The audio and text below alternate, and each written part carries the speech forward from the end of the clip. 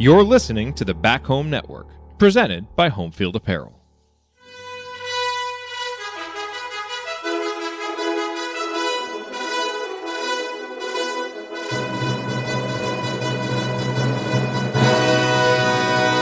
And welcome, Hoosier fans, to this week's edition of Assembly Call Radio, where each week we discuss the most important topics in the world of Indiana basketball. This is our 268th edition of Assembly Call Radio and our 872nd episode overall of the Assembly Call, recorded on the evening of October 13th, 2022. I am your host, Jerod Morris.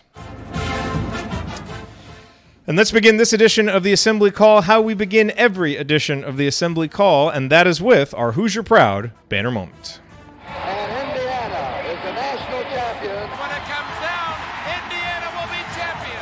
Smart takes the shot. The Hoosiers have won the national championship.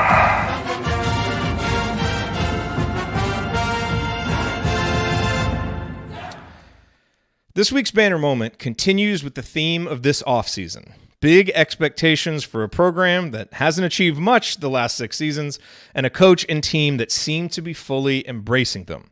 On Monday, results of the annual quote-unquote official-unofficial media poll were released. This is the poll organized by Adam Jardy and Brendan Quinn that surveys 28 beat writers from around the league, 2 from each team, to get preseason rankings and all Big Ten teams. And just like every other preseason poll that has been released, your Indiana Hoosiers came out on top. Indiana received 19 of 28 first-place votes. Illinois received 6 first-place votes, including from Alex Bozich and Zach Osterman, so be sure to blow up their social media with your disagreement, while Michigan, Purdue, and Iowa all received 1 as well. Meanwhile, Indiana hosted its annual Hoosier Hysteria celebration on Friday, and the trio of Mike Woodson, Trace Jackson-Davis, and Race Thompson attended Big Ten Media Day in Indianapolis this week as well.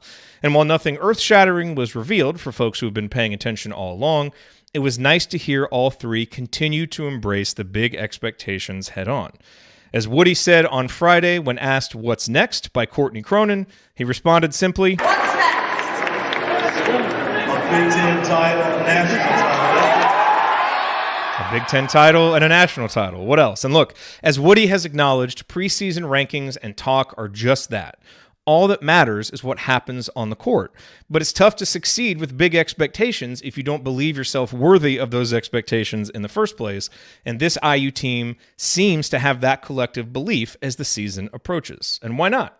As Woody famously uttered on Friday night, Indiana basketball, excuse my language, is the shit. Yes, it is. Woody is right. Indiana basketball is exactly that. And we finally have a roster again that warrants the kinds of expectations that Woody and so many of us older fans are used to.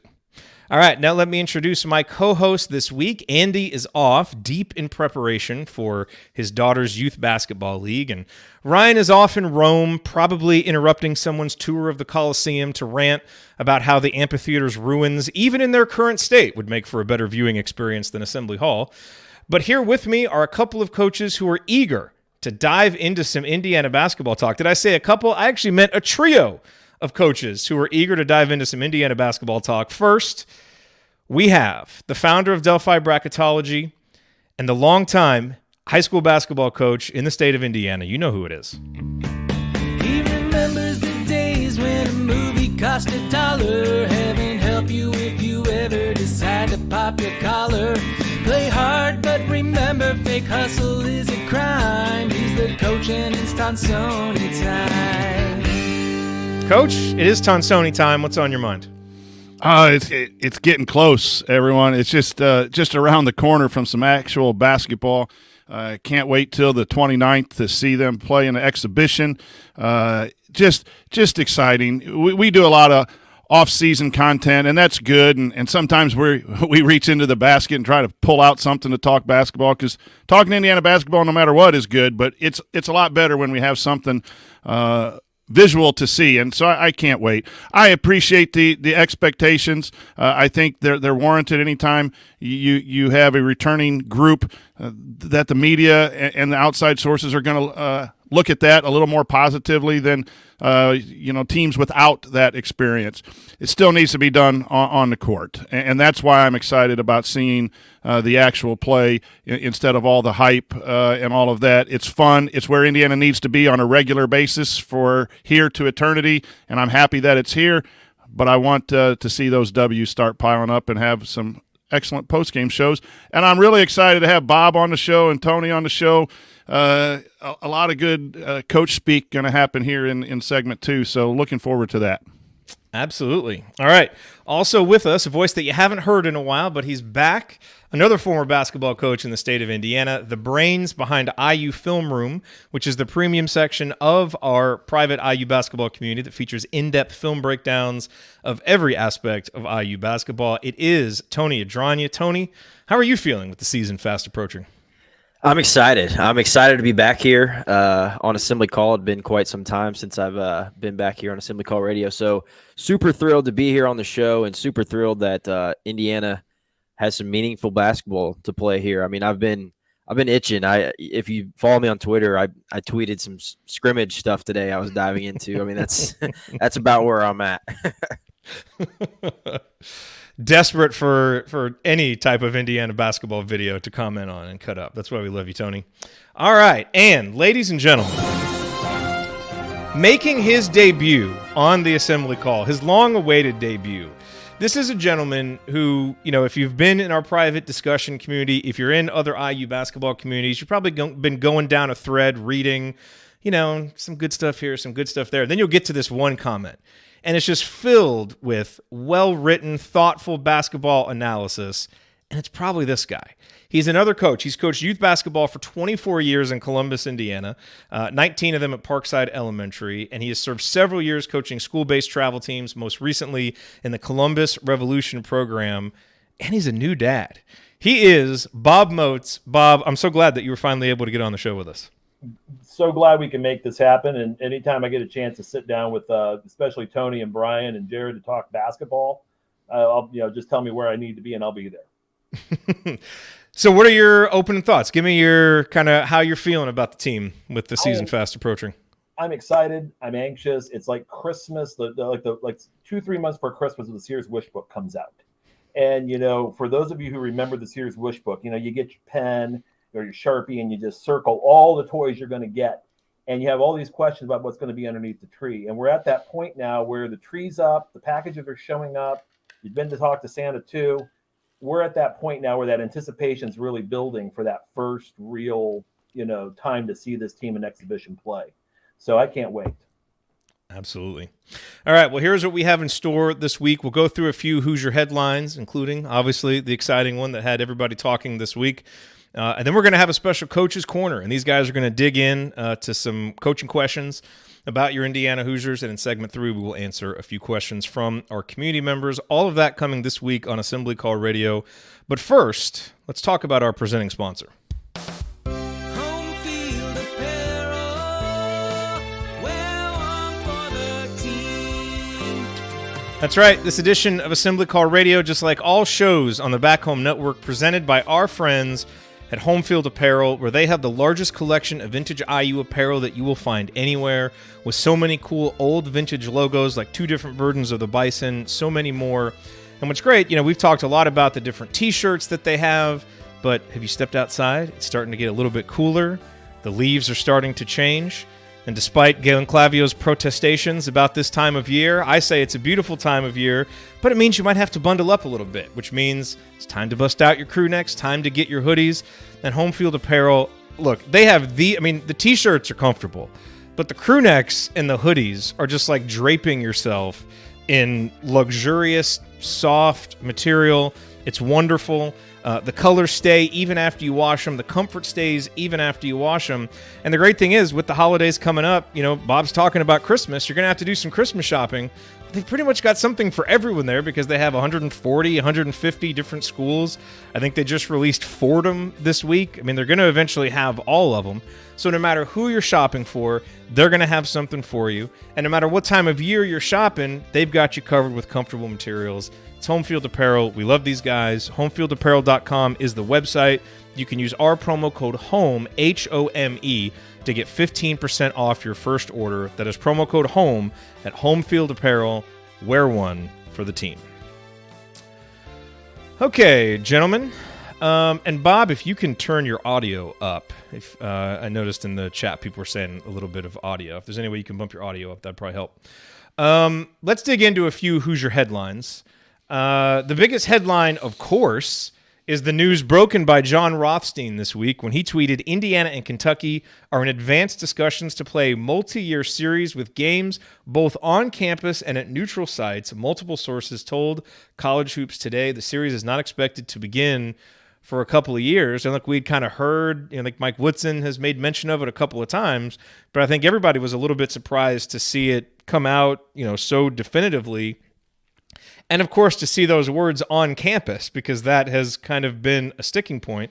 Now, it doesn't say at Assembly Hall, so we're not sure if John Calipari is going to make the games be played at the SRSC or the Hyper. So, there's no fans in case they lose again. But it's just great news that, a great rivalry appears like it's back on track. Coach Tonsoni, I guess I can't just say coach now. I have to specify. Coach Tonsoni, your thoughts on Indiana, Kentucky, maybe, possibly, probably being back? It's just been tradition, and I think it's a good thing. I'm looking forward to the matchups against Kansas and Arizona and North Carolina. Those are the types of matchup that Indiana fans are used to seeing throughout the years. And so anytime you can get back to one that is a rivalry like that, I think it's a good thing. And I like having them on campus, but that's just my age and coaching. I'd rather have it played regardless. I didn't mind those games in Louisville or in Indianapolis as well, where everyone got together and you give some people a different opportunity to see. But you also got to take care of your season ticket holders, so I enjoy it being on campus. The key statement here for me is the series is not expected to begin for a couple of years. Calipari is going to be gone. So they're probably setting it up right now with the idea that he's either going to be retiring on his own or he hasn't made the trip to the Final Four for a while, go in a different direction. I don't think you'll see John Calipari in Assembly Hall again. You may see Kentucky, but not under the direction of Calipari, and that's okay. I didn't How old is he, by the way? I don't know. 64. He's older than you'd think. Yeah. My only interaction with him, I was in an elevator once when he was in Indianapolis for a tournament. Very nice gentleman. I didn't want him to be nice. I was actually wearing a Michigan shirt because Michigan was playing. Michigan and Kentucky were playing in the tournament, so I wore Michigan and got in an elevator with him and had a kind of awkward conversation. But he was very, very cordial. But I didn't appreciate the fact all the talk about campus and what he does down there as far as scheduling. So. Bring it back, but let's have a different coach that we can kick their ass. That'll be better. Absolutely. Tony, what'd you think when you saw this come across? Yeah, I'm thrilled. I think it's just kind of makes college basketball like right in a way when Indiana and Kentucky are playing each other. It's two great fan bases, two storied programs. Like Coach said, when Indiana's playing the Arizonas, the Kansases, the Kentuckys, North Carolinas of the world, that's where we think we should be as a fan base and as a program. And I'm glad that it seems like it's going to get done. I'm with Coach too. I don't think Cal will ever be back at Assembly Hall. I mean, it's similar to their Gonzaga series. I think 6 years from now they finally play at Gonzaga. I know they're playing in Spokane, right, this year, but it's not on campus. I saw that Kentucky put it as a road game, and Gonzaga has it as a neutral game. So it's kind of funny how they work that on their scheduling. But yeah, I'm excited. I was junior in college when the watch shot happened, and having been the last time that they went to Assembly Hall, being that. That seems like forever ago to me. So I'm excited that this is going to happen. To me, I would love for it to be on campus, but I just want to see it played. And I'm kind of interested to see where these neutral sites could be. Like, I could see Calipari getting exotic, and Coach Wooden likes his NYC. I could see some Garden, Madison. I think that'd be cool if they played one in New York City. I think that'd be awesome. Likewise. I'm excited. The irony is, get your thoughts on this, Coach Moats. The irony of this is I feel like when the series first went away, obviously we're all pining for it and we want it because it's a great series. And look, to be fair, it's meant more to us than it's meant to them because they've kind of been at a higher level. And our schedules just haven't had much meat in the non-conference. So it's felt like without this, it's like a lot of seasons we've had kind of the games that we have to play and then not a whole lot else. And the irony is now this year's schedule is great. And it's almost like a lot of us kind of forgot about it. Like this really just became a topic that, I don't know, not a lot of people were talking about this. And now it's back and it is exciting. But I think part of the reason why it's exciting is it doesn't feel like we're desperate for it anymore. And it did feel for several years there like we were kind of desperate to get this back. And look, we need to win games and we need to do well with the schedule that we have this year. But I find something ironic about that right at the time when I think most fans were kind of like, if it happens, it happens. Now it looks like it is going to happen. And that is a good thing. And I just remember, you're talking about that time in the 90s when Kansas was coming in. You had the Kentucky game, and it was at the Hoosier Dome. It was always at the Hoosier Dome or at Freedom Hall in Louisville, half blue, half red, and just an incredibly charged atmosphere built not just for a live experience but for television. It was amazing. I remember that feeling going in there, and some of your biggest arguments were never with Purdue fans; they were with Kentucky fans, and just going back and forth with them throughout the year for 364 days, and you settled it on the floor. So the fact that we can get that part of the program back, that part of that prestige back, is for me essential, because as Indiana basketball really kind of takes that next step, and this is a program that's trying to vie to be in the top 2% of the programs in the country. This is a necessary step. You got to play the best and beat the best to be the best. Yeah, and we need to get back to being their peer, not pulling a great upset. It needs to just be a knockdown, drag-out game where people walk away from it being like, damn, that could be an Elite Eight game right there. That's what we got to get back to. So hopefully the series comes back, and hopefully we do get back to that. Let's see. Quick recruiting note. Arrington Page, who had been obviously a big IU target, he's going to USC. I believe his high school friend, Isaiah Collier, is also going to USC. Correct me if I'm wrong on that. But he is following him there. So good luck to Arrington in his college endeavors. And the last thing I want to get you guys' comments on is I mentioned the official, unofficial poll, which came out. And for my money, this is the one I pay the most attention to. Because like I said, they survey 2 beat writers, from each team. And so I think you really get, people who have, just really been marinating with these programs day after day after day, year after year. Which is probably why Alex and Zach didn't pick Indiana to win the Big Ten, because as soon as you get down to like I get that we're the favorite, I feel like we're the favorite, but it is hard to see it when we haven't even finished above 500. So I do kind of get it from their perspective, but a lot of the other beat writers obviously had confidence. Player of the year was Hunter Dickinson. Trace was second. He was the only other unanimous first-team All-Big Ten selection. Their pick for freshman of the year was Jalen Hood-Schifino. Xavier Johnson did make second team. I want to go around the horn real quick and get your guys' thoughts if anything jumped out to you. Coach Tonsoni, anything from the official, unofficial poll jump out? It's real quick. What is interesting is a team that was 9-11 and finished 9th in the Big Ten is now the favorite by everybody. That just puts a little bit of concern. I'm glad, I'm happy, but it puts a little bit of concern because usually you see the team finish second or third, has some players coming back. Their natural progression is going to be to jump up to the top. And then Michigan was favored last year and finished 8th and played us in the 8th and 9th game. So, production has to meet the projection, right? And that's a little concerning. And so I understand where those two guys went elsewhere. When you start looking elsewhere, it's hard to kind of find that definitive answer this year because I think there's so many questions in the Big Ten as far as Illinois' got a whole new roster with transfers. Michigan's lost some people. You go right down the line. We've done that all off season. Hunter Dickinson is a little bit interesting as well as player of the year over Trace, where Trace gets a lot of publicity there.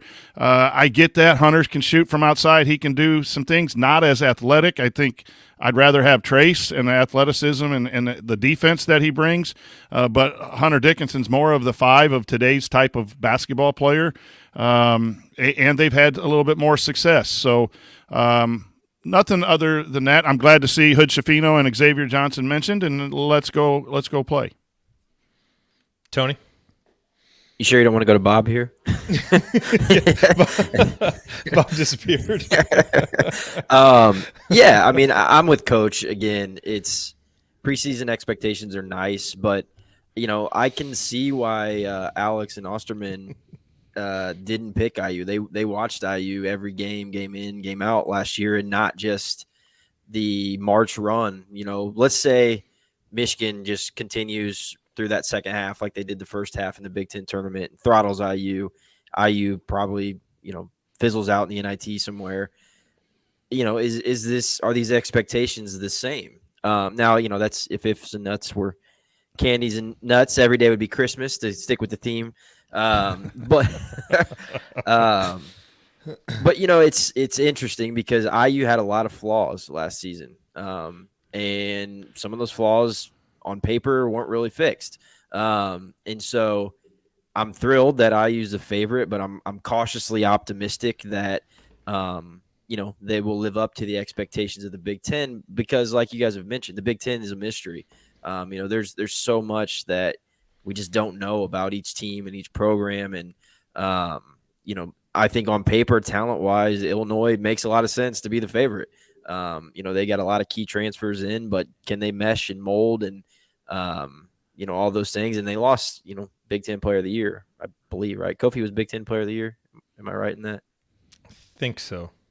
He was certainly up there if he wasn't. Yeah. So, yeah, I mean, it's exciting, but – we'll talk about it in a bit, the preseason expectations as a coach. But, you kind of got to stay grounded and not, kind of tone out that noise. It's hard because, okay, those of us who have watched a lot of Indiana basketball over the last 5 years, and a lot of these same guys are coming back who we love, but these have been guys who have been up and down. Even Trace was up and down as recently as last year, And it is hard to envision those guys winning a Big Ten title simply because we haven't seen it. But the thing is, you start going down the other Big Ten rosters, and it's even harder to envision those. And that's why Indiana has kind of risen to the top. But there is one kind of narrative that I hear said often, and I just disagree with it. And it's, Indiana's got basically the same team coming back. And I get why people say that, because we do have a lot of returning experience back. But, the thing that we have that the other teams don't have in the Big Ten is 2 really good recruits in Jalen Hood-Schifino and Malik Renew. And I think those 2 guys really changed the complexion of what this team can do. Now, obviously there's holes and the shooting needs to improve. But I think those 2 guys, and frankly what I expect from Tamar in his sophomore season, it's going to really change the look of what this team is going to be. So that kind of narrative where it's just like, this is just the same Indiana team. I mean, there's some of the same guys, but this team is going to look and feel different because it's going to be a lot more talented. And so I think those 2 things are why, Indiana, I think outside of our friends at CBS Sports, so the internet's just going to have to go out anytime they tweet their stuff because they picked Illinois to win the Big Ten. So they're on the side of Alex and Zach. And Kent reminds us, Johnny Davis was Big Ten Player of the Year. Then you also had like Keegan Murray and Ivy and all those guys. So Kofi was first team, I think. But you had all those other guys. Bob was having computer issues, but he says he will be back. Any other final thoughts from you guys on the official and unofficial poll and all these big expectations that we have coming into the season? Coach, Delphi Bracketology did their first bracket. Where'd you have the Hoosiers? 4 seed. Okay. 4 seed in Des Moines for Kathy and I think maybe Jim. Somebody I think it was Jim. A couple people that live out there. So we really didn't do that for you, but it just happened in the seeding process. We had Indiana, I think, 13th or 14th overall on the seed list. That put them on the 4 seed line. So all of that, take that with all of a grain of salt. We spent 2 hours yesterday. We had a testing day in the afternoon. We could do clubs, so a couple of the kids stuck around, and we just put names up on the board. So there's no real data or anything to back it up like the committee does, but just a couple preseason magazines and some conversation put Hoosiers as a 4 seed, as the best team in the Big Ten, the highest seeded team in the Big Ten. All right, chat mob and listeners, right now, if you could lock in a 4 seed, would you do it? Tony, would you do it if you could just lock in a 4 seed in the NCAA tournament right now? Couldn't go higher. You'd lock in Absolutely. the 4? Sign me up. Chat mob, are you locking in the 4 or are you rolling the dice with this team? I think I'd lock in the 4. I mean, the 4. I think I would take the 4. No, I'd take a 7. Right? No, Yeah, I exactly. wouldn't take it. I would not take a 7. Maybe not lock in, but my goodness, I don't want to be in a playing game. I don't want to be not in the tournament. It's been so long since we've worn the white jerseys in that first round. Because 4 is kind of, it's where, 3 or 4 is probably where I think that's probably most likely where they'll be. Or 4, probably 4 or 5 is most likely where they'll be. 3 is a little bit on the high end. But yeah, if you could lock in a 4 and just remove the risk of injury and all that stuff from there. Yes, lock in, yeah. But remember, the top 7 seed is the 25th best team in the country. Yeah. People, I didn't realize that until we started doing. I say this every year. If you're 24th ranked in the country, you're a top 25 team, but you're the 6th seed. Sometimes people look at 5, 6, 7 seeds as not worthy basketball teams. You get a top 6 seed, you're a contender for the tournament, depending on matchups. Hey, I know the other question I wanted to ask you. So this little kerfuffle between Kentucky and Gonzaga about whether that's a road game or a neutral game, like ultimately, how will that be handled, and how will the committee look at that? Because that makes a difference, how that game is designated. It'll depend on what the official stats list it as. So I don't know if NCAA has a determining factor on what they classify. Either way, quad 1 though, right? Unless. Oh yeah, absolutely. But neutral has a little bit of extra neutral, and then road wins have a lot more pull with the committee. So it's like Indiana playing in Indianapolis. Gonzaga playing in the same town but not on campus. That would be similar to Indiana playing, up in Indianapolis. That game against Ball State's going to be a neutral. And so that works in the favor of whatever Ball State would be. I still think that's probably a quad 3 game, but so that's what it would be like. Did you see the news that one-time Assembly Call sponsor for a very brief 4 or 5 week period, Manscaped, signed an official deal with Ball State? That's beautiful. Ballsy. That's what they said. They said it was the ballsiest sponsorship of a school that they've had. I think that's the most controversial thing we've ever done on the Assembly Call, was that sponsorship test run, which we didn't continue. But kudos to that was an ad read. Because that's hilarious. 55-year-old guy reading that ad. That was beautiful. Just a side note to put us back on track at hair, but still a little bit off topic here. Just talking about the tournament and locking seeds in. I was just scrolling through Instagram the other day, I think, and saw that the third best player on Wyoming from last year, the shooter, I can't even remember his name now. He just signed a 2-way deal with the Miami Heat. I thought that was pretty cool. Yeah, I know. Wow. I was like, wow, like that wasn't even the guy that we were focused on. It was Maldonado and Eco. Dudes that just back guys down for like 20 seconds at a time. Yeah. Wow. Well, good for that guy. Yeah. It's awesome. Thought that was interesting. All righty. Well, that'll do it for segment 1. Coming up here on Assembly Call Radio, we're going to dive into some coaching questions. What would these guys do about Indiana's offense, about their defense, handling expectations? We've assembled our panel. They're going to dive into these questions. That's next on the Assembly Call.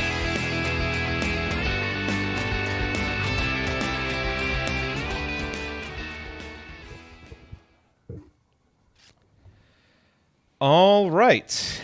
Bob is back. We missed you there, Bob. You got your computer issues figured out? You kind of throw it a couple times, and it luckily it just kind of does what it's supposed to do. We got it going. Very nice. Very nice. Okay. So we'll hop into segment 2. Coach, I'll introduce it. Okay. And then I'm going to hand things over to you. Okay. And then I'm recording on my end, so don't worry about all that stuff. Just play the outro music, and then text me if you need me. Okay. And you want me to go through section 3 as well? And yeah, because there are really just a few questions, and a lot of them kind of hit on some of these same topics. So, very good. Yeah, just going to go through that. Also, quick, couple listeners stopped by to say hello at the football game. Always good to see him. Forrest Gray, 50-year Iman, stopped, had a beer with me. It was awesome. That's awesome. Great guy. Spent some time with him, and I hope I pronounced the name right. Greg Lamont. He and his wife came up at halftime at Section 14, where I'm going to start hanging out at all halftimes. If anyone wants to come up and say hello, talk some basketball, talk some football, or whatever at halftimes. So shout out to those two people. Thanks for stopping by. Appreciate all the time. It is such a treasure to be able to be able to talk to some of our listeners. So appreciate it, and I appreciate everyone giving the new way of doing things. Amy and I trying to be a little more private in the food part of it, and then we're going to go towards the stadium, and then we'd love to meet you up close to the stadium, just a little different way. I appreciate doing that as well. Real quick, before we get to segment 2, how are we feeling about Maryland this week for the football Hoosiers? Are we playing Maryland? Who are we playing? Good. Yeah. Oh, okay. Oh, sorry. You're just saying not good. I thought you were saying that's not who. No, we're playing Maryland, and I don't feel good. They have like the number one pass attack in the country, right? Both of our starting cornerbacks are out. Wait, I will say they competed better. Oh, jeez. I thought they competed against Michigan. They held in there with no offense until the fourth quarter. So that of the 3 games that they lost, to me, that was the most enjoyable performance. The others, there were some glaring issues in the Cincinnati and the Nebraska games, but. Anytime your quarterback is dropping back, and as he's dropping back, he's flinging it and it's hitting a cheerleader, you've got some issues. And I think at this point, if we can get the line to hold a little bit here, and just to see if there's some improvement, and kind of work on that improvement element, because that's really where it's at. Hey, we at least weren't dead last in line play among Power 5 schools. We were 65th out of 66, 1 spot ahead of Iowa. So suck it, Iowa. I will tell you, Rod Carey's as good as they get. He played with my brother-in-law, Ross Hales, in the early 90s, was a center on some of the Mallory teams. Dude can ball a little bit, too, because I used to go down and it'd be Ross and 3 other offensive linemen. We'd go to the hyper and play. I mean, it was great because, no one could beat us because we just were huge. We had 6'7" tight end scoring all the time, and then we had the 6'5" center, and it was quite the squad there at the hyper building. But Rod's one of the best guys. He had a good run at Northern Illinois. Didn't find the success at Temple that he would have liked. But they don't get any better. In the few times that I've had a conversation with him and talked to him when he's been with my brother-in-law, he is as good as they get. As a person, he's in a bad situation here with 5 days to get an offensive line turned around or half a season, so I don't expect him to do a whole lot, but we'll see. We will. Well, hopefully they can get something done here over the balance of the season and win a few more games. We will see. All right, let's get ready for segment 2.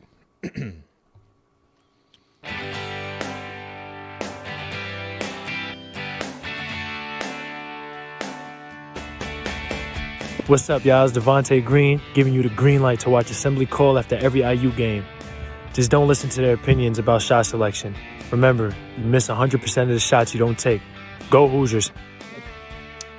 I love Devontae Green's thoughts on shot selection, though. That's for sure. Welcome back to the Assembly Call. I'm Jerod Morris, and I'm here with a trio of coaches, Coach Tonsoni, Coach Adrania, and Coach Bob Moats, making his debut on the Assembly Call. And so we planned this as a Coach's Corner episode. Originally, it was going to be me and Coach Tonsoni and Coach Adrania, and I was going to toss out, some coaching questions, things that we've been asked kind of over and over in the off season, and so we wanted to get a coach's perspective on it. And look, none of these guys obviously have coached in college and all of that, so all of those caveats are there. But these guys have coached basketball, and coached basketball at a fairly high level in the state of Indiana. And so, they have interesting thoughts on all of these things and really understand the game well. And so I think their perspective is going to be great. And since we have Coach Moats here, and since we have found that 4-person panels are rarely productive, I'm going to exit stage left, and I'm handing this over to Coach Tonsoni so that he and the other coaches can do their thing. And I'm going to go spend a little time with my wife. So thank you, guys. We just finished Better Call Saul, so we got to find a new show to watch. So what really happened is Jerod asked these very tough, complex questions in the run sheet, and now he's just going, so he doesn't have to hear us answer them. But thanks, Jerod. Appreciate it. It's always good to talk to fellow coaches about basketball, and so we hope that we bring everyone a little bit of knowledge and insight on what we would do from our vantage point. So appreciate it, Jerod. Good questions, and we'll talk to you soon. Sounds good. Have fun, guys. All right, so some really good questions that Jerod asked, and I'll throw them around. We'll start with you, Tony, and then go to Bob, and then I'll try to chime in something there. And Jerod asks, if Mike Woodson came to you and asked for your number one idea on how to improve Indiana's offensive efficiency, what would you suggest? Tony, you're first. Yeah, I'd tell him he's asking the wrong guy. No, but in all honesty, if you follow me on Twitter, I'm pretty open about my thoughts on offense and things like that. And I think Indiana started to do it towards the end of last season. But my number one tip prior to like mid-February, late February last year would have been stop having 2 guys on the blocks. That was an Archie era flaw, I thought, as well when he went to the blocker mover. And then Race and Trace spent a lot of time inside the paint together to start last season, and then when they started spacing things out, went to more ball screen heavy offense with Xavier Johnson and Trace Jackson Davis. The offense kind of opened up a little bit, and we saw some success there. So that would be my thing: is space the floor out a little bit better, keep one of the bigs outside the paint, and definitely don't occupy both blocks because it just clogs things up. Bob, what would you tell Coach Woodson? Oh, same as Tony. Is like, yeah, wrong dude. But I would start with this. That Tony's point about spacing is exactly right, and that a lot of it I think comes down to going into how you're penetrating the ball into the lane. And I know that IU with the 2 guys with Race and Trace on the blocks, the whole idea was we're going to hit the post. We want to be a post-centric offense. And if you look at some synergy, if you ever heard or anything like that, you're going to see that Indiana is one of those teams that actually has a high percentage of their possessions ending in a post touch. And I think if we can get away from post-driven offense and more into getting drivers to the nail into the lane, and then getting teams in help dilemmas. And I think again, they're moving in that direction. I think having Hoods Cafino and Xavier Johnson, I think Trey Galloway is going to be good at that. It's kind of a secondary slot attacker. When Tamar Bates is in the game, I think he's going to do a lot of that as well. Really just forcing their bigs out of position, but also forcing their wing defenders to come in and cover the bigs when their rim protection is moving in. That's going to open up not just Race or maybe Race sitting in a dunker spot or even out on the perimeter, but it's also going to open up Trace Jackson Davis in level 2 or basically screener actions, as well as guys like Kopp coming up off of lifts, coming up off the baseline, moving up into position, and pen and kick, hit him, and then catch and rhythm, hit a 3. And I think that would be kind of my thing, is that if we could just get that penetration down to look like basketball that's played in the 21st century, and a lot of teams in the Big Ten don't do that. Let's differentiate ourselves and let's get in that movement. Boy, there's a lot of good things that both of you suggest. I'm going to come back at you with a few things. One of mine was a combination of what you said. Get TJD on the move and quit posting him up the majority of times. I thought we relied on that initial post-up, pass-in, and stand offense an awful lot, and we lacked movement at times. When you got TJD on the roll, you're forcing those. You're forcing help to make a decision because if they're going to tag off a shooter, or do you stay with the shooter? So that creates a little bit more. I think TJD's better when you move him into the post instead of just put his back to the post. I thought that's one thing. And then I'm going to go back to you on this: is how much of that is your philosophy, or if we were coaching, our philosophy, and then how much of it is your personnel? I read something interesting with Archie Miller, where he's excited to go back to a non-post offense after a year off. And sometimes we as coaches, we see our personnel, and it's hard to take Race out, it's hard to take TJD out, but you basically have two back-to-the-basket players there. Bringing one of them out beyond the three-point line is great in theory, but if they can't literally stretch the floor, we're still in a heavy post-up, post-presence, dunker spot, those types of things. So how much of it can be accomplished with this team when you have a couple fives, in my opinion, and I know we want Race to shoot the three, and he's got to be able to shoot the three, but that traditional modern basketball is played with four wings, basically. Your 3 and 4 are bigger 6'7", 6'8" guys that can shoot, and heck, even Hunter Dickinson can shoot the three. Your fives can pick and pop nowadays. We don't have that at the 4 or the 5 with the starting lineup, and you bring Geronimo in if he's going to play some 4-3. That's the stretching of the floor issue is always going to be an issue with this personnel, in my opinion. Agree or disagree? Bob, we'll come to you first. Oh, I agree, and that's when I hear numbers, I kind of go a little nutty because I'm like, I'm right. in that camp of there are lead guards, there's posts, and there's everybody else. And what are your skill sets? What are your complementary skill sets? I look at a guy like Race Thompson, and I mean, what excites about Race and Trace, as well as with Hoodscafino and Xavier kind of in together, is that now we have multiple options on two-man game.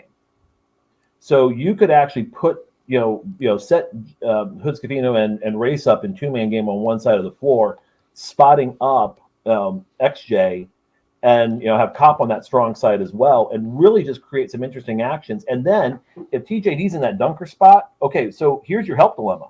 Are you going to leave a potential Big Ten Player of the Year, a potential All-American on the left side of the floor to just get a nice lob and dunk it down, or are you going to stay with him and then force IU to beat you in a different way? That may command. We always talk about putting 2 on the ball or 3 on 2. That actually puts 4 on 3, and you're leaving open potentially 2 shooters on the perimeter who are 35% plus 3-point shooters. And the same thing is true. Tamar Bates shows improvement. We got that too. You make a good point, because I would play TJD one-on-one. I wouldn't double. I'd take away the threes, and I'd force Xavier Johnson to take mid-range pull-ups. Jerod had something in the community the other day about Indiana took a lot of mid-range 2s and pull-up 2s instead of the 3 or at the rim, right? The 3 at the rim rate. I'm just now getting into the shot quality and the synergy stuff. He throws those questions out this morning. I went scurrying. I don't have really good stats, so I'm going to lean on Tony for some of this stuff too. But that's the interesting thing is I'm going to dare Race to shoot until he proves it. It's especially if all things else are equal, and I'm probably going to stick on Miller Kopp and Tamar Bates. But we're kind of morphing questions here because question number 3 is more this way. But you brought it up. How would you guard this?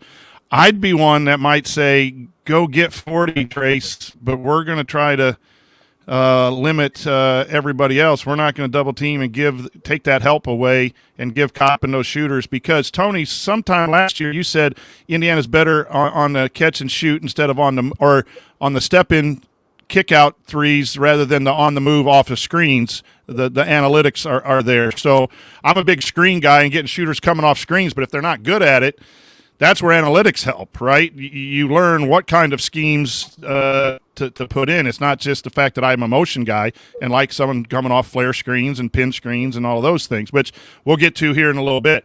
But it just concerns me, as much as I love Race and Trace, that it is a roster that you had one coach try to do it. You had another coach come in from the NBA and heavy post up because they're reading their team, and that's what's best for some of those guys. The personnel issue is going to be something that I watch quite a bit. Tony? Yeah, I mean, I think it's a great point in the fact that, as long as both of those guys have played heavy minutes, Indiana's had a fairly inefficient offense, on the global scale. Now, when you kind of dissect it and you get in towards the latter half of last year, now is that an anomaly, or is that kind of the bright future ahead, and kind of what everybody's basing a lot of these projections off of is kind of that Indiana team we saw at the end of the season. So I think really what it all comes down to and why it excites me is that Trayce Jackson-Davis and Race Thompson, the last 10-ish games of the season, finally had a lead guard that could create for them. That really they haven't had a ton of throughout their Indiana career. Rob Finney, love the guy, but when he was the lead guard, he wasn't able to create in the way that Xavier Johnson can. And then you bring in a guy like Jalen Hood-Schifino that can also create, and that's why I think this offense can work. As Coach Moat said, getting to the nail and then making guys make decisions and the ball screens and you're playing your 4-on-3s or your 3-on-2s or going to a 2-man game. Like, there's so many exciting things you can do when you have so many creators. And then if you add somebody like a Trey Galloway on the floor with them, and then now you've got a few different creators on the floor. Again, just like the preseason expectations, I'm cautiously optimistic about what this offense can be. But, I certainly want to see it in practice. And by practice, I mean, right, not an actual practice. So Indiana's offense got better the last 11 games, specifically the last 6 or so games, and they found that niche in the Big Ten tournament. Bob, I think it was Xavier Johnson becoming better at that what you called a lead guard. Why did he play better down the stretch? And do you think that he's able to carry that over and eliminate some of the inconsistencies in his play? Because if he does, then these prognostications come true, in my opinion. We all love Trace and Race, but lead guard, it's a guard's game. I just believe it's a guard's game as much as I love big guys. It's a guard's game, and we need X to be that X in the last third of the season. Why was he so good? I think it started with, and you could tell early in the season, he was trying to figure out, okay, this is how this goes on a team where I have teammates that I trust and I work well with. I kind of figured, you kind of saw that there was a kid that was learning how to, you're building a team. And those first 20 games, they're figuring each other out. And I think what happened was his vision of the floor, and whether it was done through game film, whether it was done through just hard knocks in practice, I don't know how they did it, but I know that there was some definitive one-on-one coaching with him that let him start seeing not just his path to the basket, but got to see the whole floor and began to start seeing, okay, now this is how the defense is deploying. And that's, as coaches, we're the first ones. We're teaching our kids. And I'm teaching them 10, 11, 12. Guys, you know where your teammate is. You know where they're supposed to be in the scheme. Trust that they're going to be there. Look where you're deep, but see how you figure they're open. That's based on where the defense is deploying. Look ahead of your defender, see what's happening, and then make your decision. And I think Xavier was learning how to do that, and he really kind of kicked in, those last 10 games of the season. Because you look at him in that Wisconsin game at Wisconsin, it was like, okay, I see what he's trying to do. Because he had no choice. The team had no choice. Greg Gard threw the kitchen sink at it by just sticking 2 guys out on Parker Stewart and Miller Kopp and played 3-on-3 and basically said, okay, if one guy's going to be, it's going to be Xavier Johnson, just like Coach Tonsoni brought up earlier. Yep. So that's, to me, the thing that, really got him going was he began to start, he expanded his view of the game and expanded what his role was in an offense. 2 things really point that out. I saw a stat. I don't know who to give credit for, but I think in those games he was over 7.5 assists. Mm-hmm. And we all love X scoring, But if he can get 7.5 assists, Indiana's offense is going to click regardless of spacing issues or whatever. That also goes with they put TJD more on the move in those last 6 games off of that high pick and roll and more alley-oops, which then also, Bob, you talked about lifting your shooters. That's where the tag's coming from defensively on a screen and roll, depending on what side, and you're going strong side, weak side, or into 2, single side, double side, all of that action, right?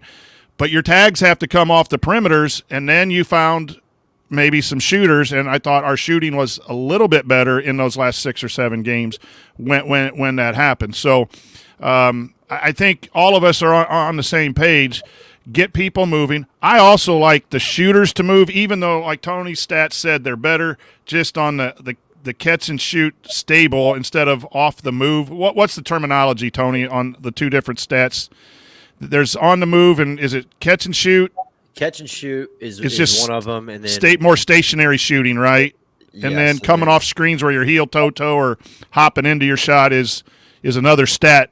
You had a really good segment last year on that. I think it's off screen or something. Okay, like that. off screens or off moving. Like that would be that's my offensive philosophy theory. But if our guys are better at catch and shoot, you can still move them.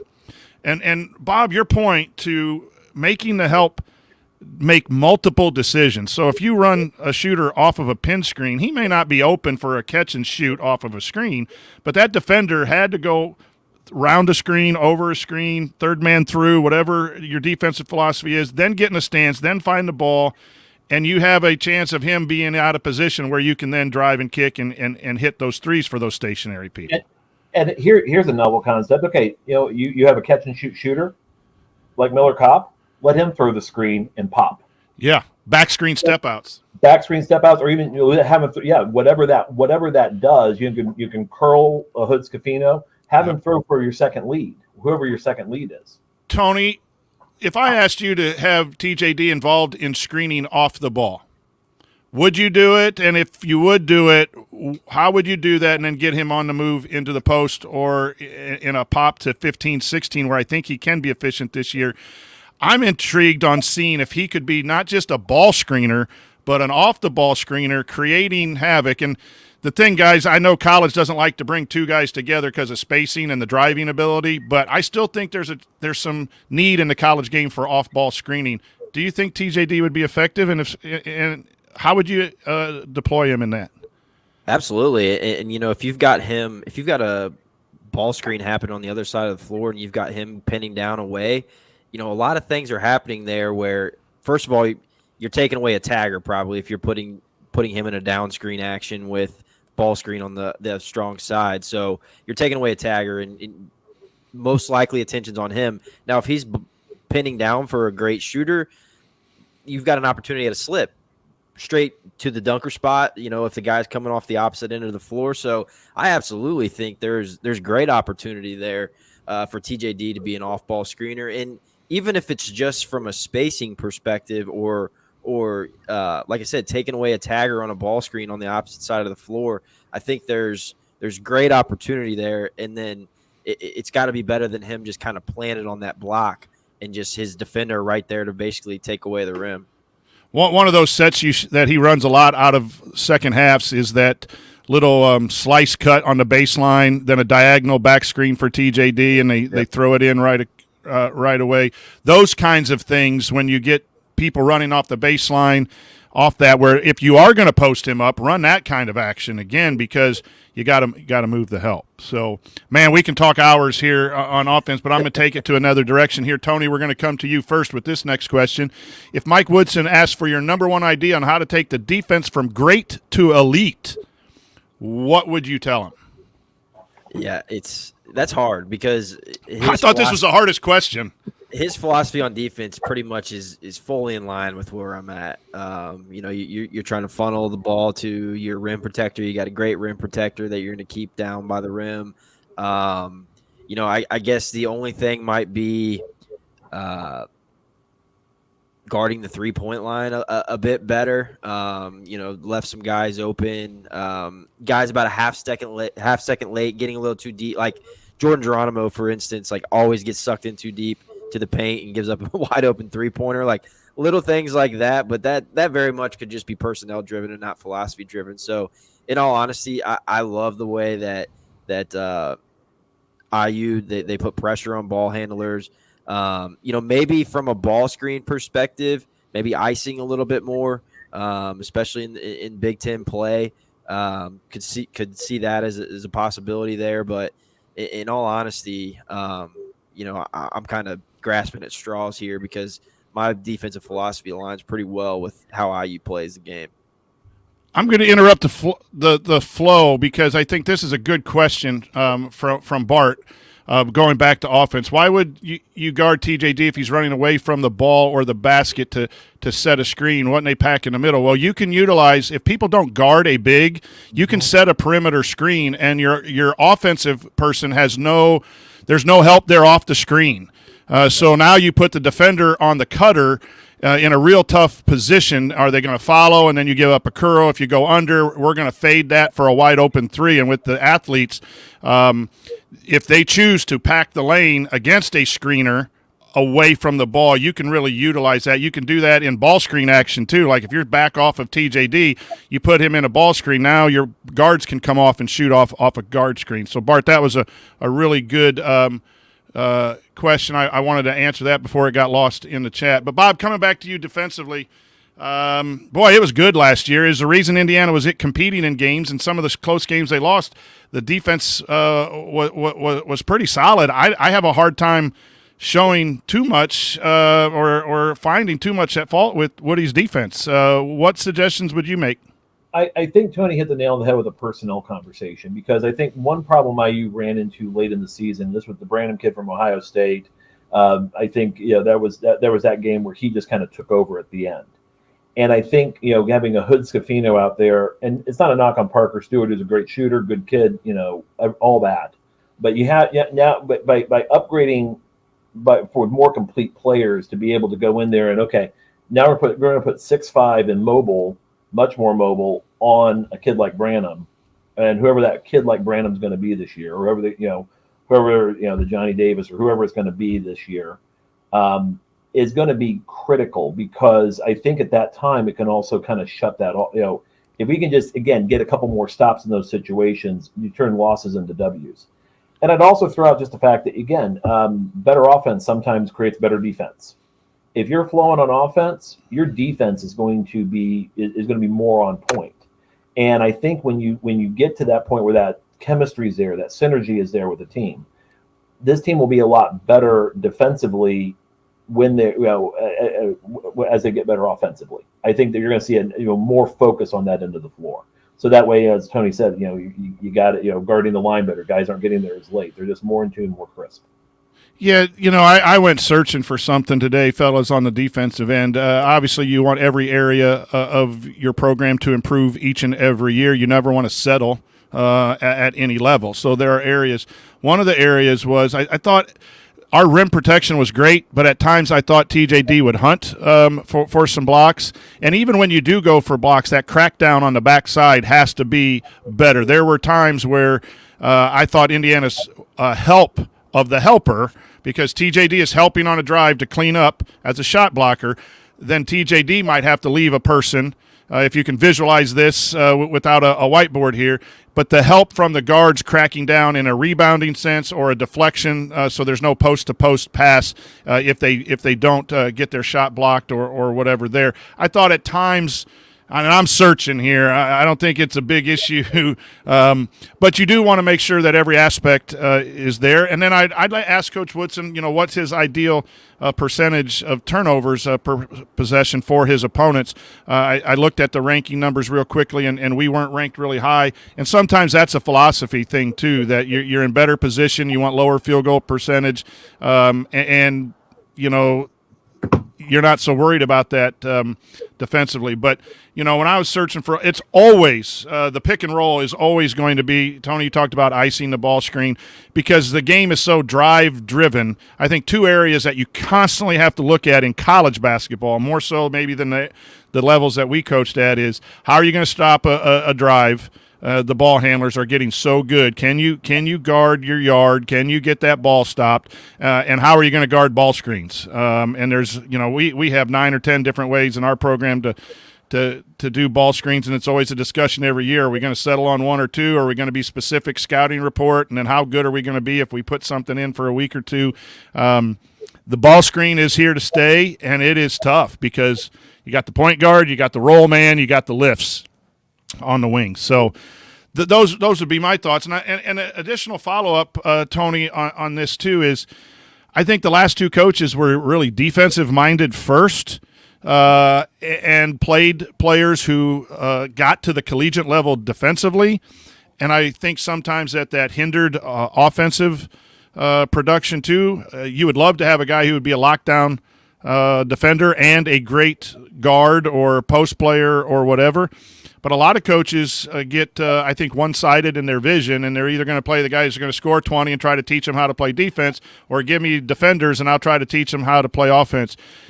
What would you be if you were a coach, and what do you think college coaches should be? Which one's easier to get implemented first, and do you think that has any implications with this Indiana roster? Yeah, or the way coach runs it? I'm definitely an offensive guy in terms of the way I think the game. Now, that doesn't mean I neglect defense or anything of that sort, but I do think defense is easier to implement.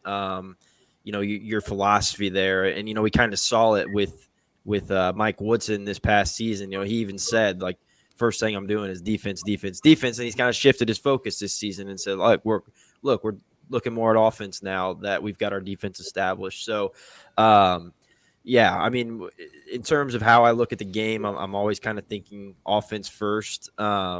But you really have to understand how defense works to have a good offense as well, and what teams are trying to accomplish on the defensive end. So it's a really long-winded answer to say both.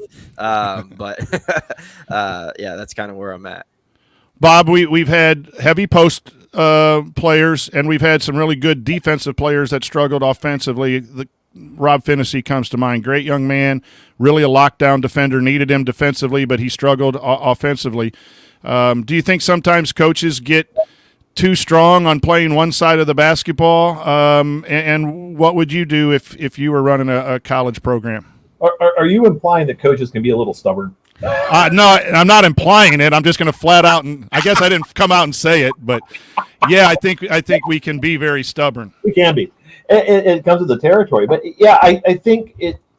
First off, shooting cures most sins in many respects. Scoring can cure a lot of sins. And, if you're not very talented offensively, you start working defensively on schemes. You try to figure out how to turn your defense into offense, especially at lower levels. But when you get to you get to Power 5 Division I basketball, or heck, it could be, I would say, NAIA, when you start talking about a 30-second shot clock, well, now you got to find guys who can defend for 30 seconds or 26 seconds or 23 seconds, depending on how you pressure the ball.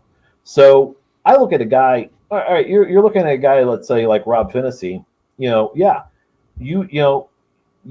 a role for him on a Power 5 team. There's a role for him in these types of situations. But I struggle sometimes watching a guy. If I see a guy that can, that has great blow by speed, great wiggle, they get to the rim. You can't tell me that kid can't be taught to defend. We can work with this guy. And so that's where player development, the off season, becomes essential. That's where the game film becomes essential. You start sitting down with kids and you start kind of talking about, well, where are they watching? Because I think one problem that I think you run into when you start talking about college basketball, you're oftentimes taking these guys that come to your campus, they're the best player on their high school team, by far. They're the best player maybe in their county. They're the best player in a 10-mile, 20-mile, 30-mile radius, depending on where they're coming from. And so, they've never had to worry about, which foot am I supposed to move first? What am I watching on defense?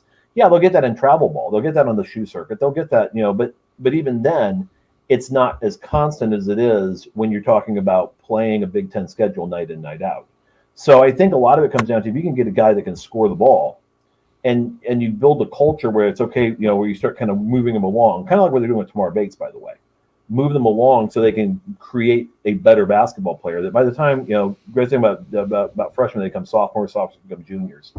You get them to that point. So, yeah, I think I probably lean towards offensive skills first, but can definitely would definitely say that you can teach defense. You can teach kids to play defense.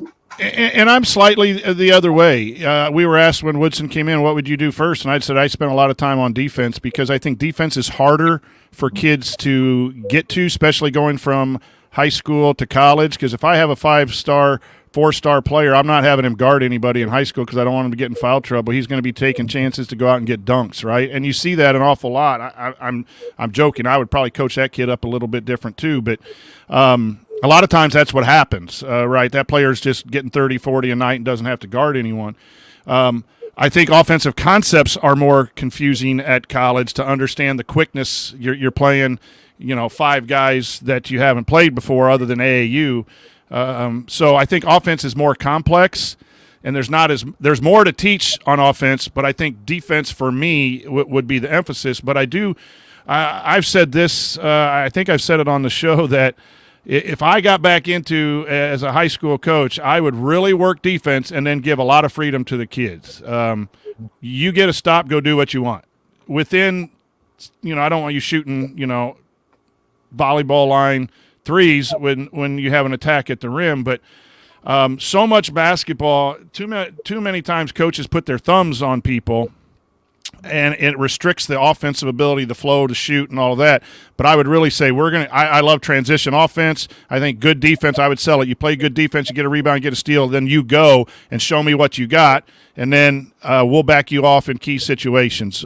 That's just something I'm trying to develop there a little bit. But I think Coach Woodson's a great defensive coach. I love what they've done defensively. I think they're a tough out, and I wouldn't change a whole lot. So moving on to the next one. Coach put this, or Jerod put this as Sean Miller and Xavier, and a lot of this depends on what your personnel is. But we're just going to do it in general. If you were an opposing coach and had to put together a scouting report on how to attack Indiana, how do you beat Indiana? And you get, and Jerod put, you get an unmarked bag of cash delivered if you do win the game. Tony, what would you do to strategize to beat this Indiana team? Yeah, I think it comes down to Trace Jackson-Davis on both sides of the floor. I mean, you kind of mentioned it earlier, Coach, when you said, you go one-on-one with Trace, and, you kind of take a play out of the Wisconsin playbook where, you're going to try to make Indiana's guards beat you. I think Trace's career high in the game that he broke the Assembly Hall scoring record was against Marshall. And Marshall actually played us tough, and they kind of just let TJD do what he wanted to do, and they tried to kind of lock down everything else, and that's probably what I would do on the defensive end. And then to attack IU, I'm putting Trace Jackson-Davis in a ball screen every single time down the floor. I'm going to make him try to be pulled away from that rim, and then attack from there. So those would be that's obviously very 40,000-foot view of how you would strategize against IU, but those are kind of the two big things I would try to do probably. Yeah, I would play behind TJD, and I don't know if that's smart, but I think he's great when he has angles and can go up and dunk the basketball. When he's got a crab dribble and power dribble and try to make a move or a secondary move, I think he's capable, but sometimes he gets that little jump hook in a hurry. You got to try to maximize the number of misses with a good player. You're not going to hold that guy to 8 points, but you don't want him to go for 24. So how do you do that? I would not let Indiana find shooters. So if I have a scouting report and I think Miller Kopp's shooting better, Tamar Bates has progressed, Hood Schifino can shoot, I would really lock down on them. And I'd make Trace and Race beat you with guys, 6'7" guys with their hands up. And I'd make X show me that he was the second half X or the late season X. And if he is, now you're real tough to guard. And now you're going to have to double in the post if there's some improvement in the post. You're going to have to do some things on ball screens that are different. Your tags are going to have to be different if those two are playing at a high level. But I'd really force those two. It seems weird. You take your two best players and you're going to let them score. But I think there's some right now their weaknesses can be taken advantage of until they show me that those weaknesses have been washed away with some hard work. Coach, your thoughts on either offensively or defensively, how do you beat Indiana? And maybe we shouldn't put this out on a podcast. I don't know too many opponents watch this, or will they take us seriously? If this happens early, I'm going to be a little ticked at all three of us. No, I would say, a lot of it comes down to also just disrupting flow offensively for them, for IU. If you can blow up some ball screens, you can force Xavier Johnson, not let him get downhill, and force him to, kind of just kick out to another option for a little bit and then have enough coverage for that shooter. But I think a lot of it comes down to, icing that ball screen. Tony said, IU doing that, but I think trying to ice, keep him out of the middle, using some different types of hedges where he can't really snake dribble around and kind of get downhill. That would be key. I think if I'm looking, if I'm sitting in a opposing, coaches, sitting there, we're having a drink and a cigar, we'll be kind of like, okay, this is how I do it. I'd look at it from offensively, what to do against Indiana. A lot of it, I think lifting Trace out's critical. I really think the other thing is, trying to find ways to keep Race Thompson off the boards. Trying to seal him a little bit. Just try to get that middle open for you, where you're disrupting Indiana's help, and then forcing their wings to come off, so that way you can kick out for 3-point shots. Yeah, I think that's critical for them. Another area I'd try to take advantage of the 3 and 4 guarding athletes, depending if I had athletes at the 3 or 4 to put them in dribble drive defending situations. I thought Miller Kopp fought hard. He had a bad foot last year, and I thought he gave up some drives, but he stayed with it and was active with his hands in the lane. But there's one where if he's playing the 3, I think I can attack. I like trying to find a defender and what their weakness is, and then do we have the offense to go against that? So if I had a driver who was a 3, I'd really be liking to run some sets and stuff at Miller Kopp. And the same with the 4. If a 4 could bounce it a little bit to see if Race Renault could guard that, as well as your ideas of lifting. I would run.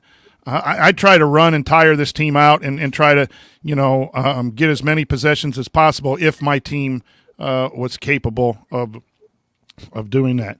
Our other coach, Jeff Marlowe, sent this in. He does work with Kathy Amos on Doing the Work podcast for our women's show. He says, for the first time since 2013, this program has high expectations of success by the fan base, the media, and the team itself. As coaches, how would you try to manage those expectations for the team and not let them interfere with what you are building? Bob, we'll come to you first. I saw that question in the community, and I kind of thought, I've been there recently, and it's about managing expectations is really what it comes down to. You bring it up even in the question, but it's redefining what your expectations are. You talk to kids, it doesn't matter what level you're coaching at. Every time your kids go on the floor, they think they're going to win the game, and they think they're going to do what needs to be done. Oftentimes, when you're being hunted, I think it's actually hard on the coaching staff and hard on you and your assistants, because you're always trying to find ways to keep them in a frame of mind where don't get too cocky, don't get ahead of yourself, don't get ahead of your skis on this. And we talked. I know Coach. We talked a little bit about just competition in practice. Let's get these guys competing. The team I'm talking about 3 years ago, we didn't lose a game by double. We went over games by double digits. Keeping them together was hard. We stopped having to scrimmage because they were killing each other in practice, because they wanted to play at a high level and they wanted to go at each other at a high level. So I was using, I use a lot of team metrics. Okay, let's beat our time on this drill. Let's get this many shots in this period of time on this type of drill.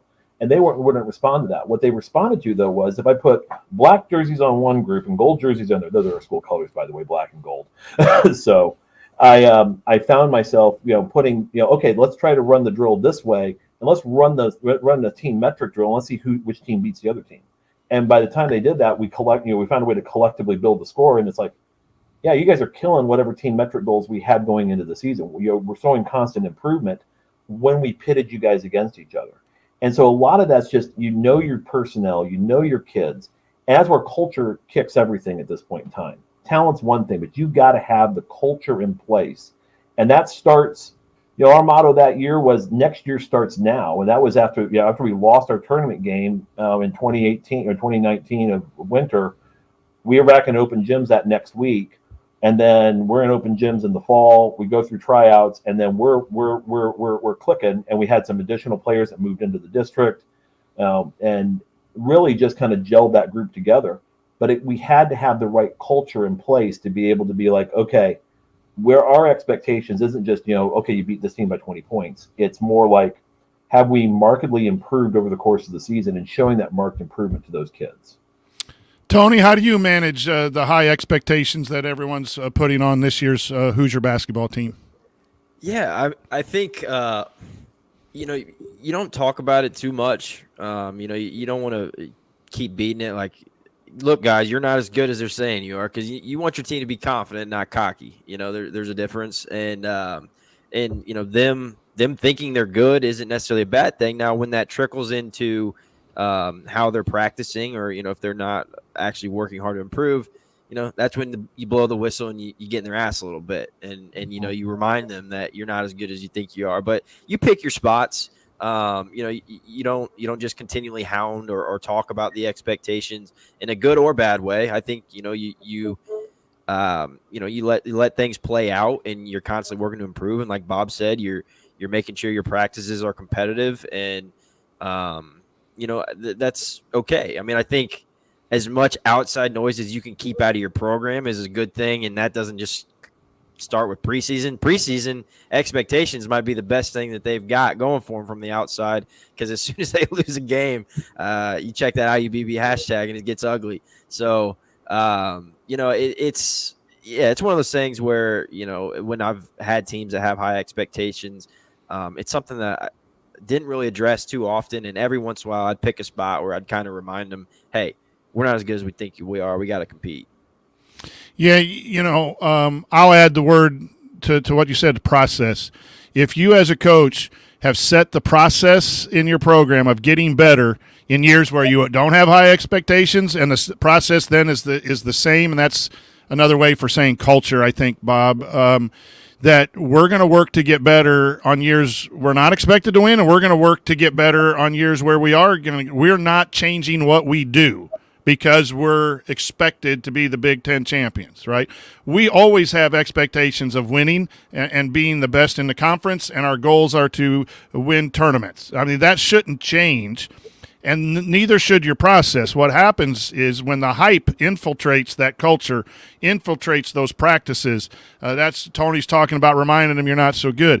And today's coaches have so much more of that to deal with, from the outside sources, the families, all of that, putting all of this information into kids, where it can be a problem and sometimes it's out of our control. Like, you can do everything about the process, you can bring them in, you can get on them and everything, but sometimes when you have 18 to 22-year-olds, or we all coach at different levels, there are things that are going to pop up at the dinner table or in the social media that you as a coach have very little control over, which makes coaching in this day and age a lot more difficult. But you don't sit there and put pressure on kids that you have to be Big Ten champions, if you have to do this. You put pressure on them saying our process has to get better. We have to get better from game 3 to game 4, or we're not going to have a successful season. We've already defined what a successful season is. But we're not successful right now because we're not building in practice, whether the competitive drills, all of those things. Our last question here is from Jay. It says, seems like last offseason all we talked about was the 4-out, 1-in offense, and this offseason we're talking about is shooting. With the addition of a secondary ball handler like Hood Schifino, what different sorts of things are you looking for IU to run on offense this season? I'm going to add to that, Tony. I'm going to come to you first. You've all mentioned it here when we talked offense before, but the idea of having multiple people who can bounce the basketball or deck it, whatever quote you want to say, makes offense coaching a lot easier, because you can do a lot of different things offensively when you have multiple people who can bounce that basketball and create havoc with the help and get people open. Your thoughts on things you can do when you add someone like Hood Schifino, and even have a guy like Trey Galloway who can do that coming back? What does that mean for the offense? I'll take this one. Sorry. Yep. I think, we talked about it a bit earlier, in just the sense of it just opens things up, and especially from a ball screen perspective, you can swing the basketball around, catch the help side napping, and then get it's it's so vital to have creators on the offensive side of the basketball, and it's more vital than people thinking you need a 38% shooter from deep. It's so important to have guys that can create, and in terms of like the different things you're looking for IU to run, like nothing vastly different than what they ran last year. I think they'll be more effective, especially the latter half of the season. I think you're going to see a ton of ball screens. Guys coming up from the weak side block or the opposite block and coming up to set ball screens, and then you're going to see that shake action with the guy lifting like a Miller Kopp. I don't think it's anything like revolutionary that you'll see from a basketball standpoint, but it's good basketball plays, and it'll be good spacing, and they'll have opportunities to score the basketball. And ultimately, that's what offense is, right? You're just trying to find ways to put the ball in the bucket, and having an additional creator certainly helps the matter there. Bob, your thoughts on someone like Hood Schifino joining the club and what it means offensively? It's two guys you got to worry about attacking you. Instead of having one guy that you can really just key in on and blow some stuff up. I think that's something that Indiana, playing two leads is a lot easier than playing two posts. I'll put it that way. That being said, I think offensively, if Woodson can figure out also how to get, just get more clean transition looks from three, that'd be critical. I mean, you look at the analytics on that. That was something that last year, and when they did it incredibly well. So if they can get up and down a little more, and that was one major improvement I saw going from Archie or Crean, even going back to probably 94. The biggest improvement I saw was they weren't messing around getting into offense this year. They weren't messing around getting into offense last year, and they're not going to do it this year either. They're getting that ball up over the 10-second line, 27, 26 seconds on the shot clock, not 22, 21. And, you look at things, I call it set fidelity, where it's like you're trying to run a recital with your sets. Well, the ball goes here and I go here and this. No, it's too mechanical. I love seeing a little more flow out of this team. And I'm looking forward to seeing that this year also, where it's like, okay, I know how I can make a read. Coach is confident. Like Coach Tonsoni hit the nail on the head. I'm going to give these guys some freedom. You have parameters. You're not playing a Bach Cantana here. You're running offense. You're trying to get a basketball into a goal against 5 other defenders, and they're trying to stop you. You got to get moved. You got to adjust. You got to be able to do it on the fly. You got to do it, and basically making that decision in like 0.2 of a second when you catch it.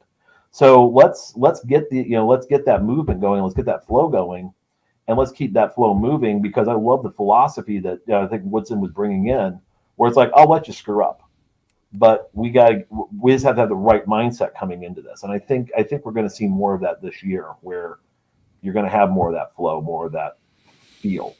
You can get out and run easier, too, because you have a couple guys you can outlet the basketball to. You weren't outletting into Parker Stewart or Miller Kopp or Race or those four. You had to go to X. So you could set up your break, your outlets. Hood Schifino gets a rebound. He can just dribble out and go. You have something on that transition game. I'm a big proponent of early offense. And again, I think that's more modern basketball, and I think that's important to get to. And your defense can't get set. We just talked about how we would guard Indiana. Well, you can't do that if we are running up the floor. And with two creators in transition, then you can spot up at three for your transition kick-out threes, and you see a lot of it in college basketball. You haven't seen a lot of it in Assembly Hall. Fellas, I could sit here and talk for another 2 or 3 hours, but we got a little bit of a time limit. We're going to move on to Section 3. We have some great questions here, so stick with us here on the Assembly Call for the mailbag part of the show.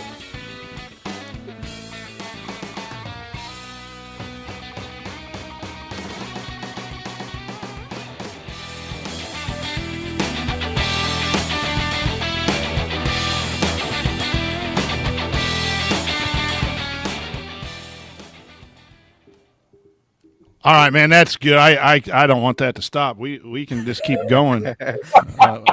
And what I will say this quick, and we'll get on. It's already 10:20. We'll try to get you out of here. But for my part of the Coach's Corner, Tony has his film room and that. But I would love to have you guys on, either just the two of us or the three of us, and talk 10, 15 minutes. A Monday night.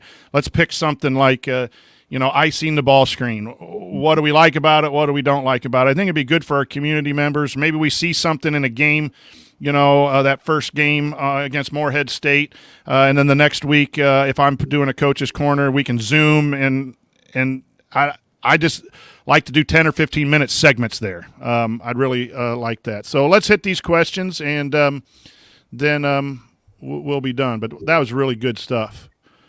All right, here we go.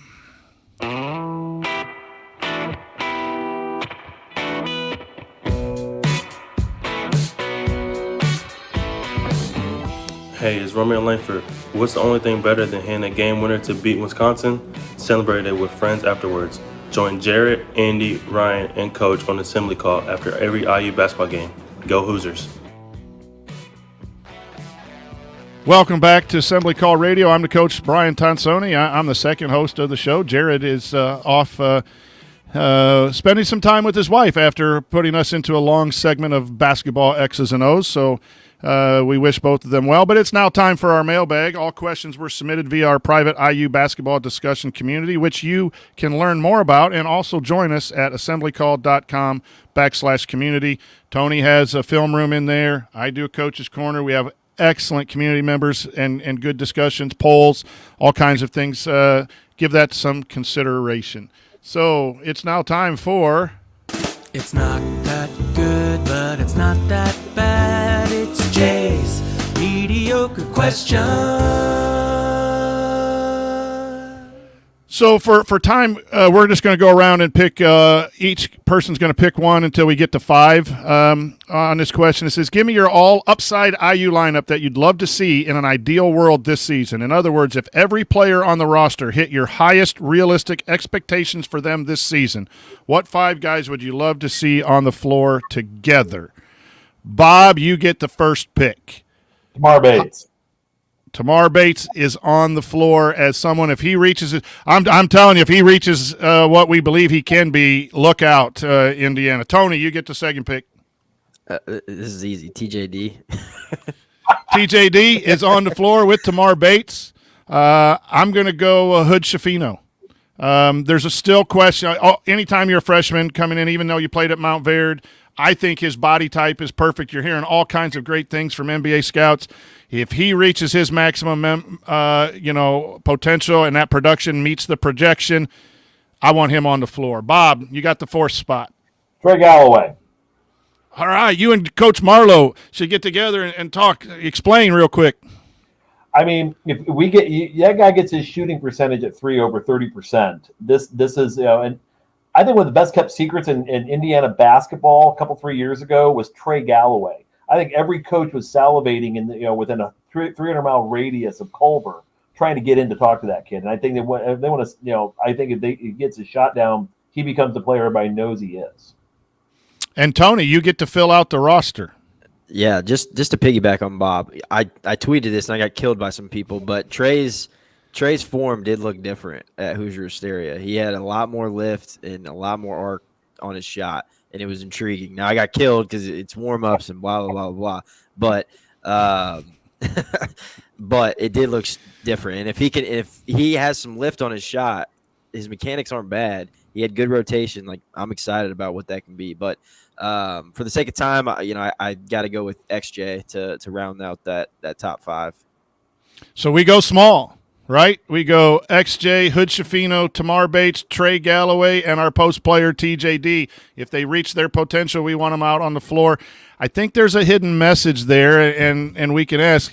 I like smaller lineups. I'm a guard-oriented guy, even though I played post in high school, Bob, a long time ago. It's a guard's game, right? It is. I live in Columbus, Indiana. I look at my guys, all the guys saying, you think you're a post player? You live in Columbus, man. We like playing 5 out here.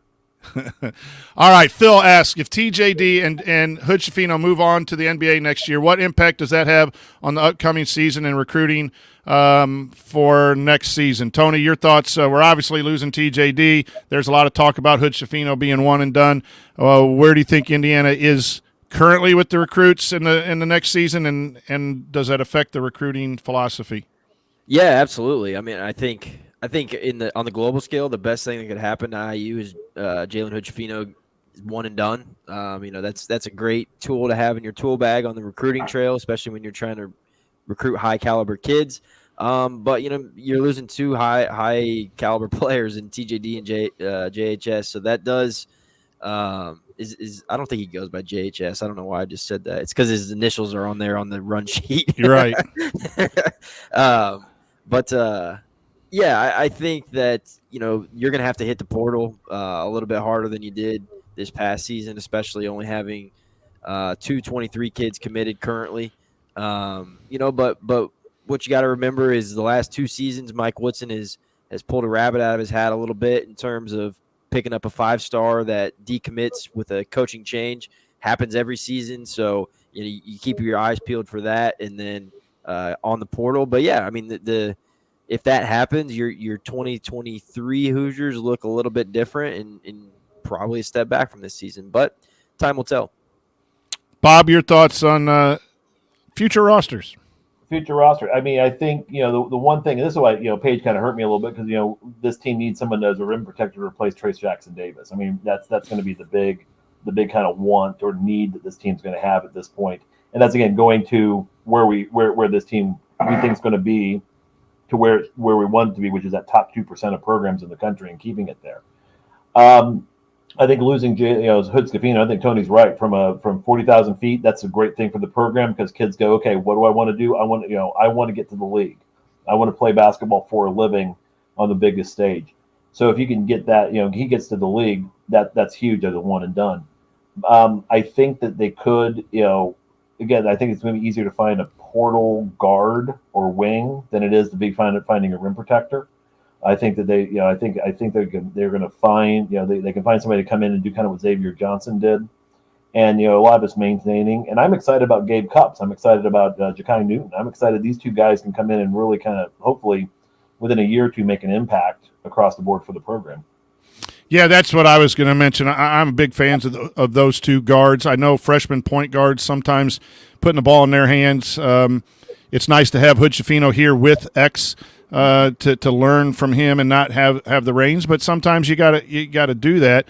But the other thing is Logan Duncan's getting a lot of publicity. If he's making advances, and Renault, I think, will be here. I don't think he's a one and done. And you have Geronimo and you have Caleb Banks, who I'm really high on, and I don't know that he'll get a lot of run, but I think he's a 6'8" guy who can post, deck it, and then shoot the 3 when he's ready to play. We'll see how soon that is. But I think the core is there. Obviously, there's some concern about missing out on Page and Booker, and some of those has recruiting momentum stalled a little bit. And the answer is maybe a little bit, but I don't think it's I think Tony's absolutely correct. It's a little step back. Obviously, teams do that every year. When you lose the amount of talent that we have this year, you're going to look back. But I also think Woodson's building to have some continuity, where a step back means we're still expected to make the tournament, still top 6 in the Big Ten. I think we'll have a roster that would do that, and I think Coach Woodson's good enough to make sure, portal or not. Last question here is from Jim. How do you think Woody will distribute the point guard minutes? Most of us think Xavier and Hood Schifino will start, and then one will always be on the court, requiring some staggered minutes for them. But what happens when one of them gets in foul trouble or gets hurt? Seems like we need another secondary ball handler. Bob, your thoughts on point guard minutes and maybe the third ball handler? I thought, I kind of thought across the board, Trey Galloway will come in and kind of be that secondary slot, secondary lead player for IU. I think it'll be interesting to see if Tamar Bates gets some run in that role as well, maybe giving a hint for the future. But I mean, I really think that you're going to see 1-2 of Hood Schifino, Xavier Johnson, and Trey Galloway in a game, 39 out of 40 minutes. I think you're going to see 2 of those 3.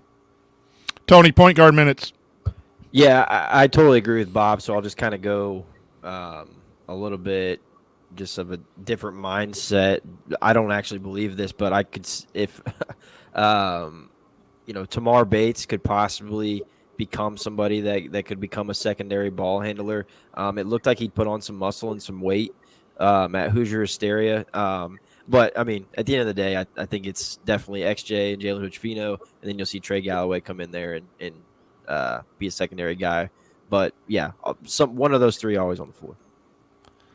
I am going to say something might be really crazy, and I don't think it'll be this year. Trace Jackson Davis, ball handler. No, but I think Hood-Schifino might be the better point guard player going forward than Xavier Johnson. Xavier Johnson has the experience factor, the toughness right now of being a college player playing in his fifth year. He has that going for him. He'll be the lead. But I think this might be crimson-colored glasses, but I think we're going to be just absolutely shocked at the ability to find open players that Hood-Schifino. He did that at Mount Verde. He took he didn't have to score. He wanted to win championships. He was able to find – he was a point guard pass first with the ability to score, and I think he's got good scoring ability. The difference is just experience. Well, you'd love to have him around, the previous question, for a couple years. But if he's as good as everyone's talking about it, I think you're going to see that he naturally does some things that X had to progress over 4 years to do. And hopefully they're at the same level now, because that means Hood-Schifino's really pretty good. But I don't think you'll see too many times without them on the floor, barring injury and or – double foul trouble or anything like that. I think it would be wise to keep one of them on the floor at all times. So that's going to do it for this week's episode of the Assembly Call. If you want to see us do the show live, join us at assemblycall.com on Thursday nights for the live broadcast of our Assembly Call radio recording. Thanks to Bob Thompson for producing our music, and thanks to John Ringer of rigdesign.com for designing our logos. Thank you for listening. And until then, take it from me, Yogi Ferrell. Keep your elbows in and your eyes on the rim. And go Hoosiers. Thank you. Thanks for coming out.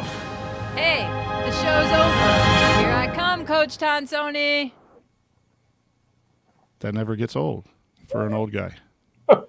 Hey, one more question. I wanted this in the After Dark here real quick. We kind of touched upon it a little bit. I just thought this was a different direction in the show, so we'll put it in the back end. Marty asked, when did we realize that Archie wasn't going to make it? I think the best part of his question here was a roster construction. So I'm going to turn it into one last question for coaches too, is the importance of roster construction at the college level. All of us at our different levels, we kind of get the guys who are in our district, and then you got to manipulate pieces. We don't get to recruit technically, but Tony, talk real quick about roster construction, because I think we can agree with Marty that that's what did Archie in. Archie's a good basketball coach. He had some post players, missed on some guards, and then tried to run offense according to his personnel, and it didn't win games. Sometimes you're a victim of knowing too much, and I believe if you sat down with Archie and had a pizza and a beer, he'd probably say, I tried too hard to do some things that I maybe totally didn't believe in, but I felt it was best for the roster, as well as some recruiting things. I think we're all on board on that, and not to rehash the Archie Miller. I'm a big fan of his, but he did not get it done at Indiana. But I do think it leads to the importance of roster construction. We've talked about it, about spacing in the segment 2. We've talked about it defensively in attacking people who can't guard multiple leads and post players, and it's been infiltrated all of this program. But just final thoughts on roster construction overall for Indiana or any team in the collegiate ranks. Tony, we'll start with you. Yeah, it's tough. You especially when you're trying to recruit the caliber of player that can help you win Big Ten championships and national titles. You're here. If you like a kid, that doesn't mean you get him. You gotta put in a lot of work, a lot of time, and you still might not get him. And so, yeah, ultimately Archie's era came down to a lot of recruiting misses, especially in the last couple of years of his tenure, and just didn't have the talent really to win at the level that he was held accountable to win at. And so yeah, it was tough. I think Archie Miller is a good coach. I think he's going to have a lot of success at Rhode Island. I just think that, it's the roster wasn't constructed in the way that could win games in the Big Ten. And it wasn't because he didn't recognize that, hey, we need some shooters, or hey, we need to have some lead guards that can penetrate and dish, and we need to run our offense this certain, but he couldn't get them like that. Right. and so that that speaks more to the flaws of his recruiting rather than really like his basketball acumen. To me. Yep. I agree, and to some extent, the struggles last year, in my opinion, are roster construction. As we've talked about having 2 players at the post, running blocker mover during Archie's time, and last year the heavy post up, and it tells me that basketball coaches see this roster and know that their strength is in the post, so we're going to post up. These guys know what they're doing. Archie knows what he's doing. Woodson knows what he's doing. But it comes down to do you have the Jimmies and Joes to do something differently, or do you try to maximize where Woodson's better is he's been able to recruit. He understands Indiana better. He's a better communicator. And those off-the-court things, I think. But I think we still had, and concerns me this year, that we still are heavy post with people who don't even attempt threes, shouldn't attempt threes because they're just at the basket players. So roster construction is still a concern, even though I think it's headed in a much better direction than under Archie Miller. Bob, thoughts on roster construction? We'll call it a night. You're looking at the best programs in the country are going for the same 50 guys year in, year out. And you got to catch lightning in a bottle. And I think these first couple cycles, Woodson's 2021, 2022 cycles have actually shown some lightning in a bottle capability. Right. And I'll be honest, if you can build a better mousetrap, if you don't have to spend 20 hours of a work week or 70 man hours of a work week trying to find a way to recruit, going to every Cow Palace and Dubuque, Iowa, trying to find players, I say go for it. If you can find a way to do this a different way, where we can actually find ways to get kids to come to college campuses, and IU build a program, let's go for it. So I think for the construction, the targeting of the right kids, you're looking for the right type of skill sets going with it, and I think the attraction for this program, and then it comes back down to culture. I'll just say this: look at Hoosier Hysteria, and I can't tell you the rapper's name who was rapping. G Herbo. Thank you. I knew Brian would know it. He's been on my playlist all week. I've just been jamming out to G Herbo. I'll hop on my Amazon Music and see if they can give me a CD sent to me. It's well worth it. Is it on 8-track? So no, but you look at those images, and it's like, okay, I can get to the NBA. I'm gonna be going to an awesome campus with a great college experience. Oh, and by the way, these guys are having fun together. Right. If you can, that roster construction, you're targeting the right guys, but now you got to get the right messaging down, and you got to get the right sort of vibe for them to get there. So I like where we're doing. I just and again, it's a fickle business. So yeah, recruiting is inherently you have some misses, but sometimes it hurts, and I think that hurt in the previous era. Right now, it's been going well. And that's maybe what the concern of some of the fans are about the momentum slowing down. But I think Woodson's doing things the right way and has some avenues that are a little bit different than traditional coaches with his connections and pro day and all those things that are going on. And at some point, we got to just sit back and trust what's going on until we see differently.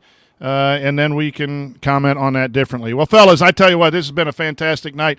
Anytime we can get rid of Jerod and Ryan, it's a good thing. No, just joking. But I do appreciate those guys stepping aside so we can commandeer the show and talk some X's and O's. I hope someone got some things out of it. Be connected with us on social media. We'll be glad to answer your questions. And we are, 2 weeks away from actual basketball, the 29th.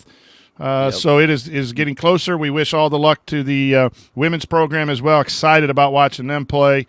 And then the football team, we want them to get this straightened out, even though we have some major questions. But thanks, guys, for being here.